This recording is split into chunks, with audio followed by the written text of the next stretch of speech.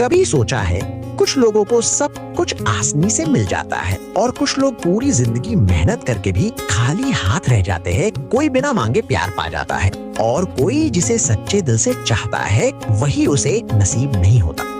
शायद यही किस्मत होती है, जो चीज जीतना चाहो वो उतनी ही दूर भागती है और जो सोची भी नहीं वो अचानक मिल जाती है। पर सवाल यह है कि क्या सब कुछ पहले से लिखा होता है या हम अपनी हार को किस्मत का नाम देकर खुद को दिलासा देते हैं।